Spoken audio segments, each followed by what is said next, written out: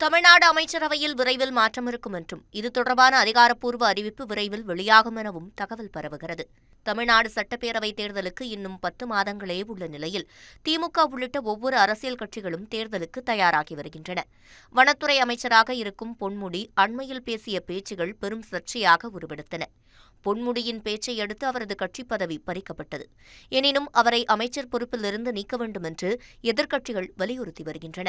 அதேபோல சட்டவிரோத பணப்பரிமாற்ற வழக்கில் அமலாக்கத்துறையால் கைது செய்யப்பட்டு ஜாமீனில் இருக்கும் அமைச்சர் செந்தில் பாலாஜிக்கு அமைச்சர் பதவியை தொடர்வதில் சிக்கல் எழுந்துள்ளது.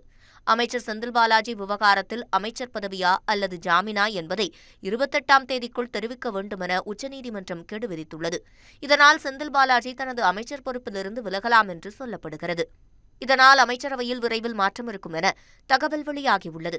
இதுகுறித்தான அதிகாரப்பூர்வ அறிவிப்புகள் விரைவில் வெளியாகலாம் எனவும் எதிர்பார்க்கப்படுகிறது.